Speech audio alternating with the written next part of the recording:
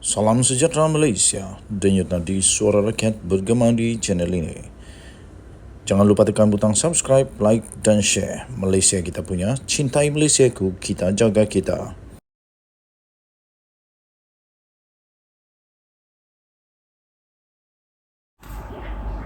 Salam sejahtera Malaysia, denyut nadi suara rakyat bergema di channel ini.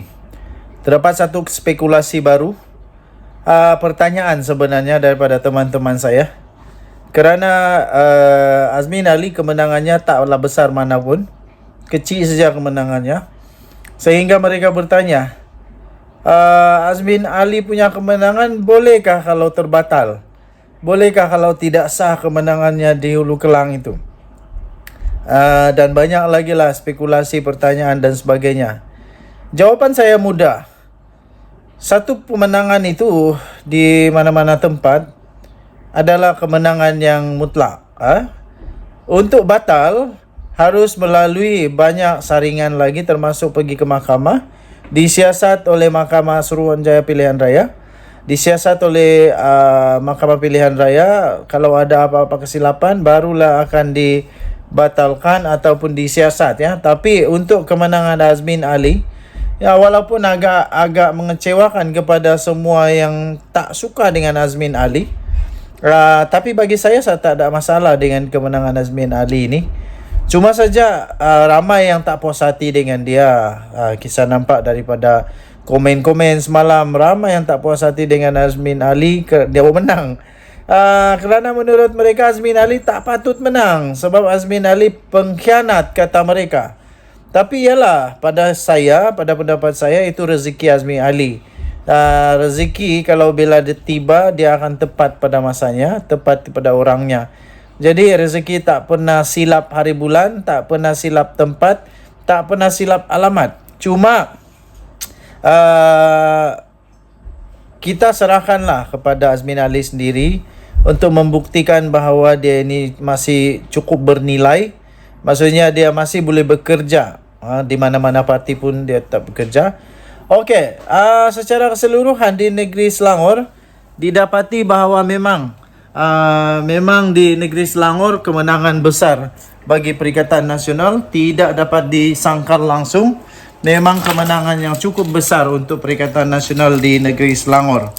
Okey, jadi harus diakui bahawa Pakatan Harapan sekarang memerlukan kerja lebih keras untuk membuktikan kepada rakyat bahawa Pakatan Harapan harus menang lah. Okey, tapi itulah kemenangan untuk Azmin Ali tidak akan ditarik balik dan tidak akan dibatalkan kerana tidak ada apa masalah yang bertimbul di dalam pengundian di Hulu Kelang. Jadi tahniah diucapkan kepada Azmin Ali.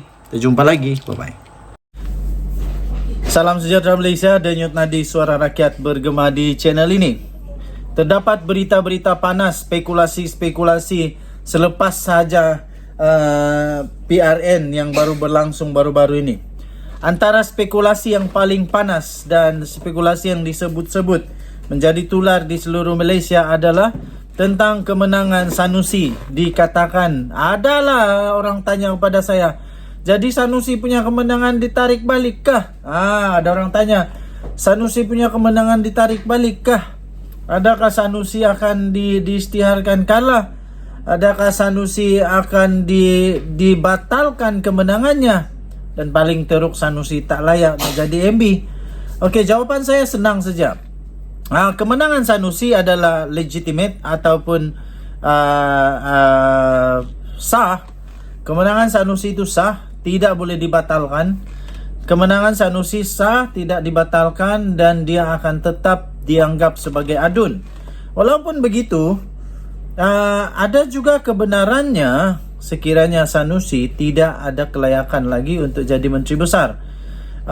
Kerana sepatutnya pihak kepimpinan PAS haruslah membuat pertimbangan segera berkenaan dengan justification, iaitu justify di antara risiko untuk jadi Menteri Besar dengan kes mahkamah yang ada pada Sanusi sekarang. Kita tahu Sanusi sekarang ada banyak kes mahkamah dia. Yang paling teruk adalah dia tak dibawa tahasutan. Dan dia pun telah juga disaman 200 juta ringgit oleh Vincent Tan. Bukan calang-calang orang yang saman dia ni. Kemudian dia disaman lagi 10 juta ringgit Malaysia oleh Amiruddin Sari.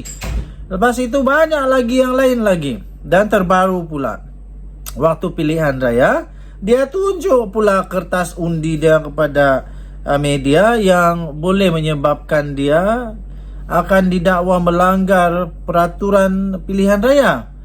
Saya pun tidak pasti kenapa Sanusi buat begitu. Dia patutnya lebih sensitif, lebih sedar bahawa dia itu sudah dalam masalah, jangan tambah masalah lagi. Okey, jadi Sanusi tidak akan ditarik balik dia punya kemenangan, tetapi kemungkinan dia untuk dilucutkan, haknya dilucutkan sebagai Menteri Besar dan sebagai Adun Kedah, itu amat besar. Walaupun keyakinan Sanusi bahawa dia boleh mengalahkan semua pihak di mahkamah, tapi bukan mudah untuk dia kena sedar. Dia kena sedar, sebab dia kena sedar yang dia lawan nanti ni adalah salah satunya yang telah membuat laporan polis adalah Dewan Diraja Selangor. Dewan Diraja Selangor sendiri yang telah membuat laporan polis. Jadi untuk nak kalahkan itu bukan mudah, ya, bukan mudah. Nah, itu lepas tu Agung pun dikaitkan juga dengan apa yang disebut itu. Okey, jadi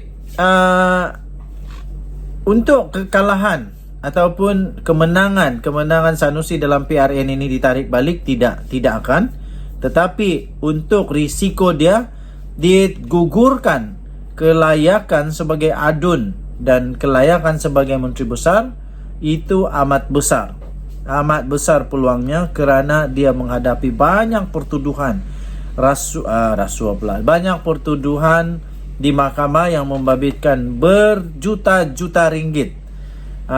Okey, lebih daripada apa yang dinyatakan di dalam undang-undang bahawa seseorang adun atau YB atau siapa saja yang ada pangkat, ada kelayakan di dalam Dewan Rakyat atau Dewan Undangan Negeri haruslah digugurkan kalau dia terlibat dengan penjara begini lama ataupun denda begini banyak.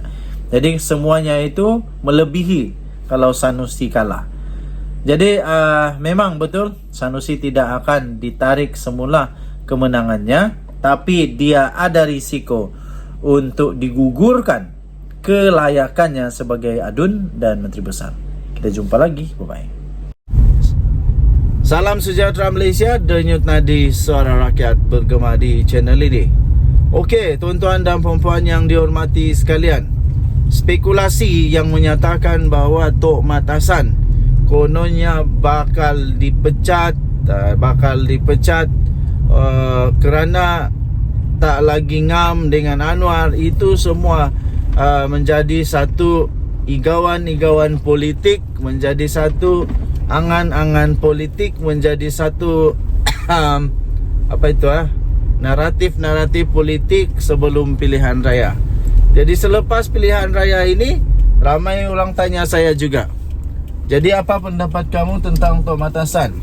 Patutkah dia meletak jawatan secara terhormat sebagai menteri dan juga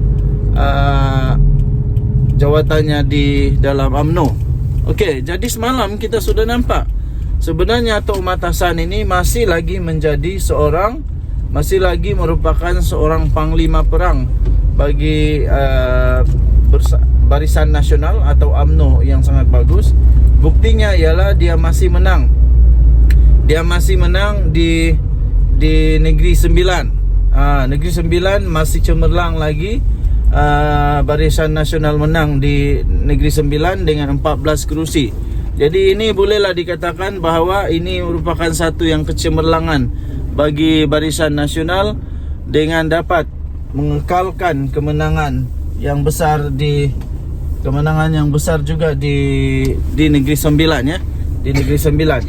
Walaupun begitu, tuan-tuan dan puan-puan yang dihormati sekalian, ada juga orang kata lebih baiklah Tok Mat Hassan bersara pula, letak jawatan Tok Matasan letak jawatan daripada menteri, dan lebih baik Tok Matasan menjadi Menteri Besar untuk Negeri Sembilan. Mereka kata Tok Matasan lebih sesuai untuk menjadi Menteri Besar bagi Negeri Sembilan daripada menjadi Menteri Kabinet untuk Kerajaan Perpaduan. Tapi pada saya, sama ada dia ingin menjadi Menteri Kabinet ataupun menjadi Menteri Besar, itu adalah pilihan beliau sendiri. Tetapi persoalannya, adakah Tok Matasan kemarin bertanding untuk DUN? Dia ada bertanding bercalon untuk DUN. Kalau dia ada bercalon untuk DUN, maknanya bolehlah untuk dia menjadi calon untuk Menteri Besar Negeri Sembilan. Tetapi kalau dia tidak ada bertanding untuk DUN, makanya secara otomatik dia juga tidak ada juga kelayakan untuk menjadi Menteri Besar bagi Negeri Sembilan. Okey, jadi kita nantikan keputusan demi keputusan. Yang paling dinantikan ialah kita tunggu siapa Menteri Besar untuk Selangor, siapa Menteri Besar untuk Kedah, Kelantan, Terengganu, siapa Ketua Menteri Pulau Pinang, dan siapa Menteri Besar untuk Kedah juga. Kedah. Okey. Adakah Sanusi tetap Menteri Besar? Kita tunggukan. Denyut Nadi Suara Rakyat bergema di channel ini. Jangan lupa tekan butang subscribe, like dan share. Malaysia kita punya, cintai Malaysia ku. Kita jaga kita. Kita jumpa lagi. Bye bye.